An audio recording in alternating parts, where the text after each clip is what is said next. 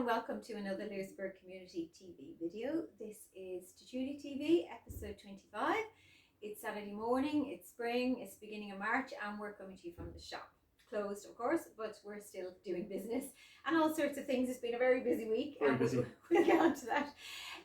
So we have a few books here to talk about. We have a gorgeous interview with an author and some information about World Book Day. So we'll kind of start off. Yeah, so Brid, what is it what's coming in this week? Yeah, lots of different ones. I've just chosen a few. This one, We Are All Birds of Uganda.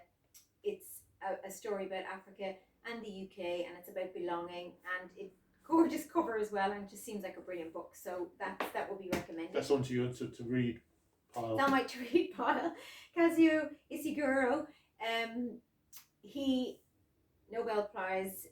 won the Nobel Prize for Literature, and one of his previous books, Never Let Me Go, I have read, and he says that his books are all a continuation of the same theme.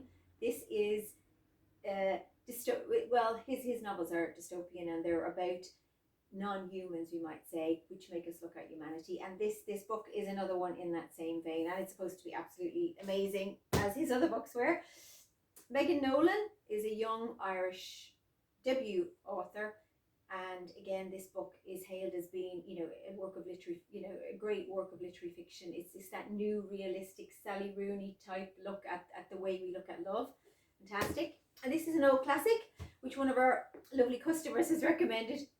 If on a winter's night, a traveller.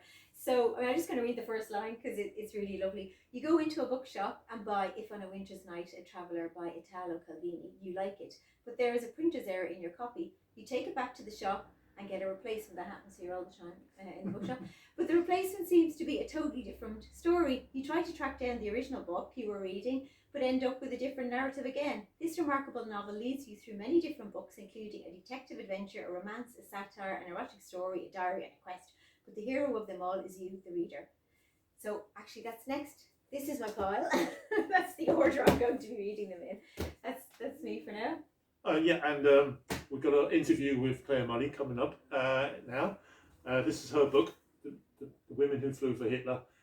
History book about sort of unknown, kind of like a bit of a hidden history. And it's been out for a little while, but it's just the most magnificent history book. I read a lot of history, but this is just something else. I mean, you couldn't make it up. It's stranger than fiction, but it's just magnificent. So we're going to go over to Clare now and tell us all about it. Yeah, she's going to tell us, and it was lovely to meet her. So over to Clare. Hi Clare, welcome to Tertulia TV. It's so lovely of you to come on and talk about your book.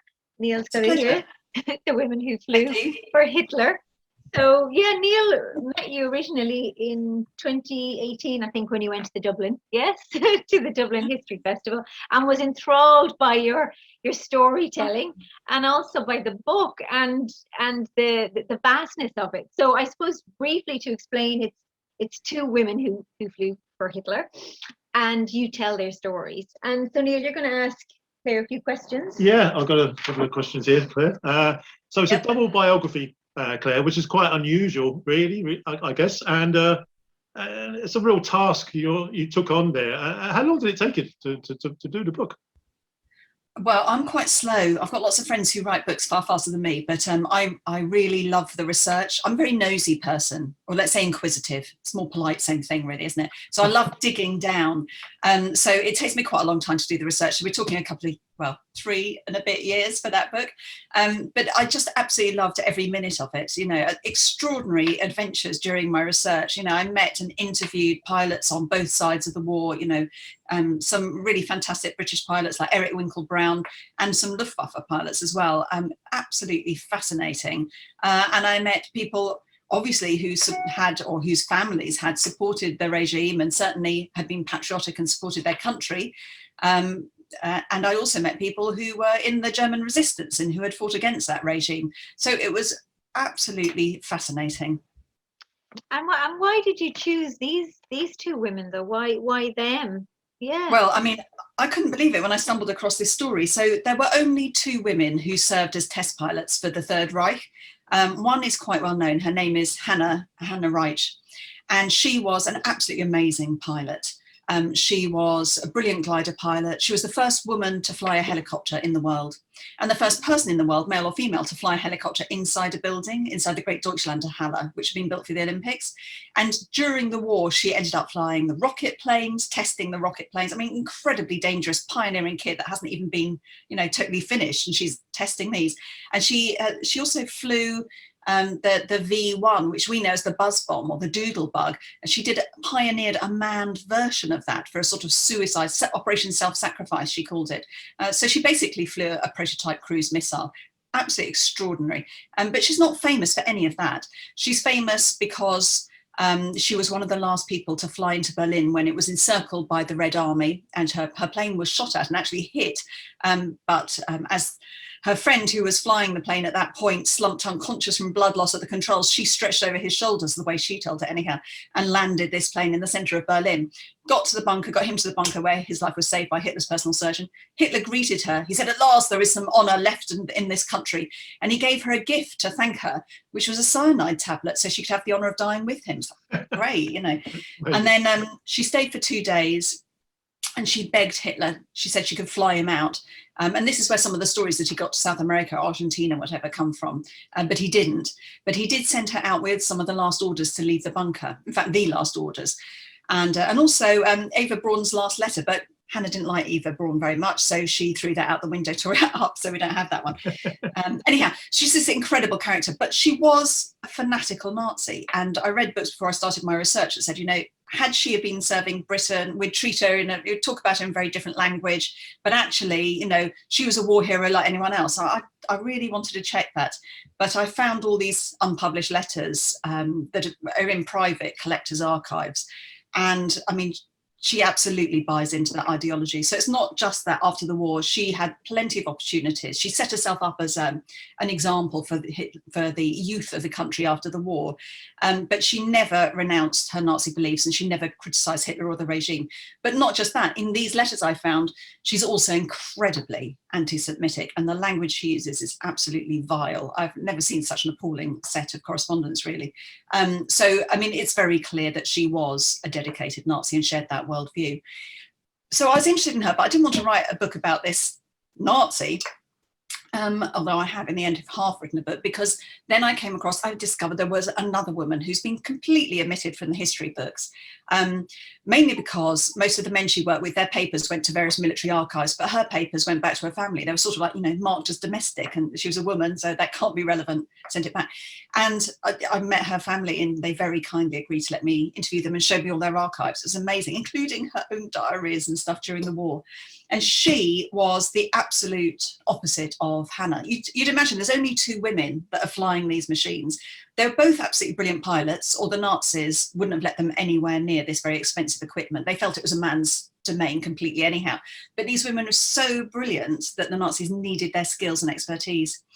So Melita, though, wasn't just a pilot. She was also an aeronautical engineer, and she helped develop the dive brakes and the dive sights for the Stuka dive bombers.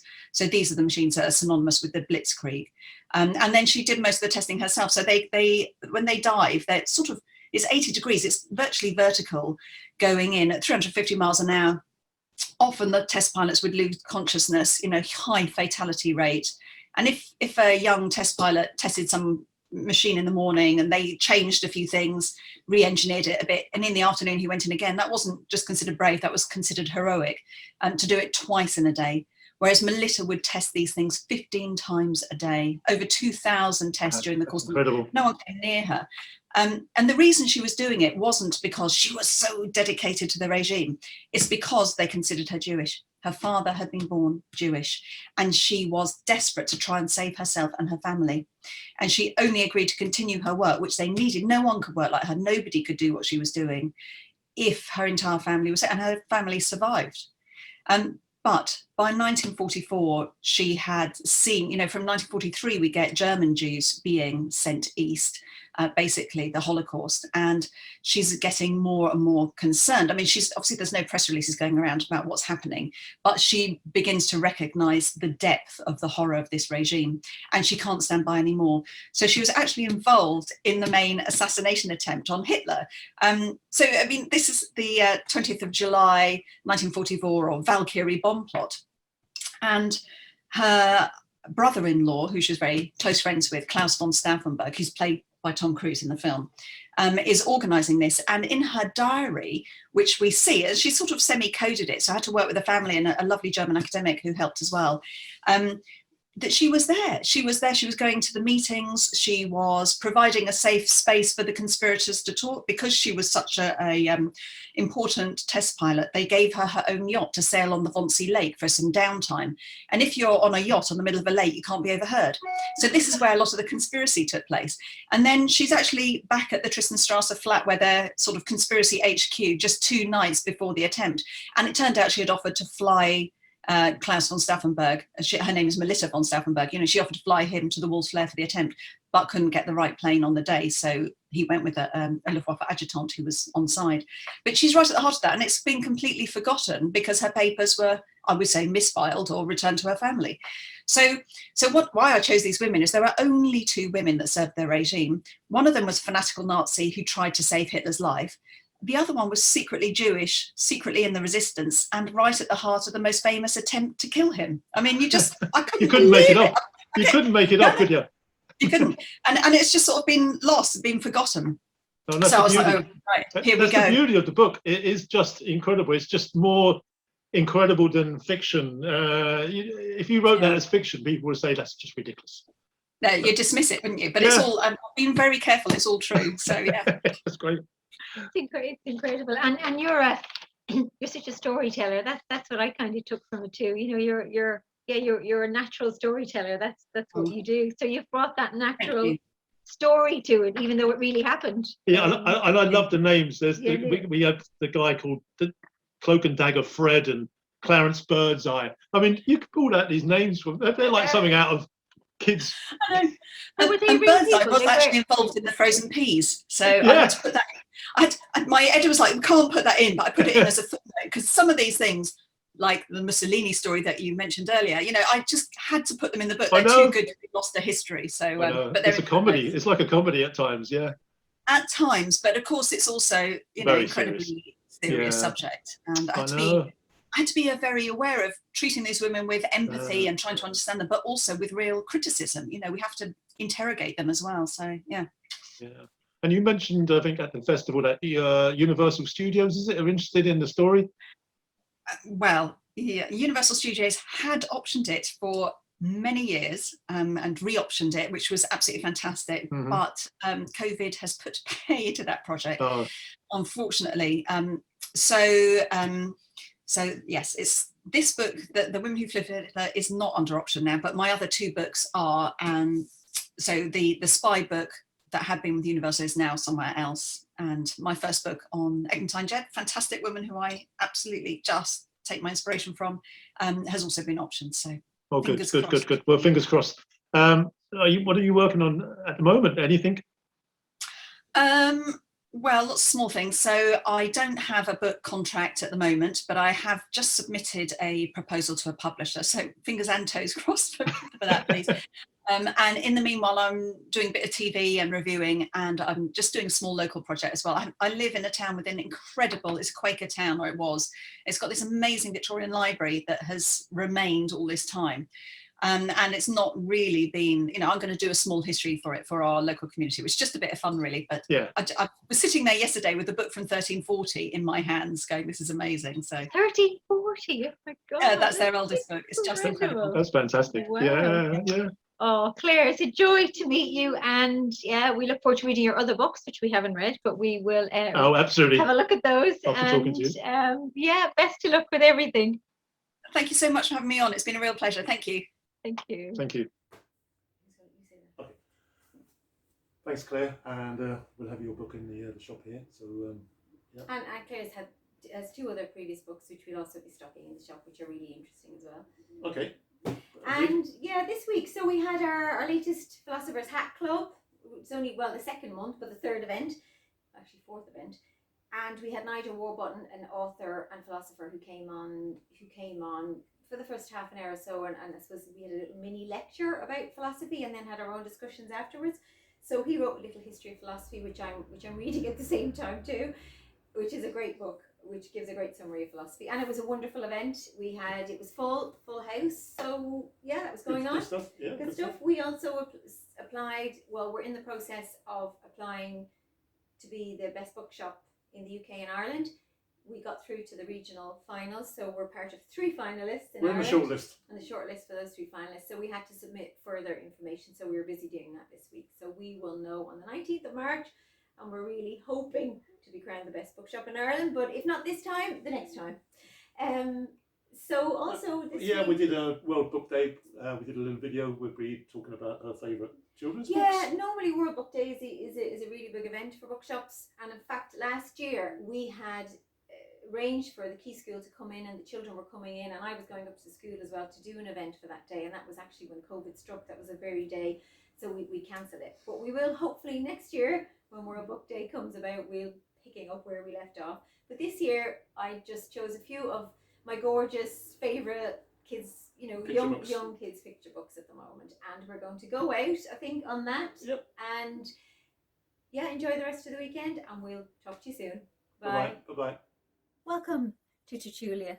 I'm in the cupboard under the stairs for World Book Day, and I'm going to talk about 4 of my favourite books at the moment for children between, say, 2 and 4. Children who love to be read to, and here's a couple of them.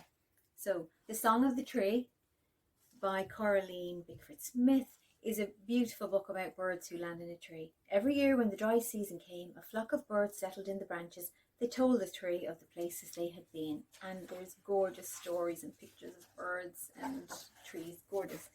Next is What We'll Build by Oliver Jeffers. He's a very well-known author, and we absolutely love his books. Now, this is about a father and daughter who build a house together. What shall we build, you and I? Let's gather all our tools for a start. And I so relate to this because my daughter and my husband essentially built our house. So that book could have been written for us. Another one, Little Bear's Treasures. It's a beautifully illustrated book about a little bear who just finds anything and like a stick and makes it into a treasure, and he needs a little friend who can discover the treasures with him. And the drawings and illustrations are just something else, and the book is a beautiful story about a bear and his friend the bird. And then this one is written by Matthew Ricard and Jason Gruel. Compassion for every furry, slimy, prickly creature on earth. It's about our animal natures, and it's animal neighbours. And again, it's teaching us all about the beauty of nature and all our neighbours, and how we should care and love for them in the same way that we do for ourselves and the rest of the planet. Beautiful book for everyone to read. That's it.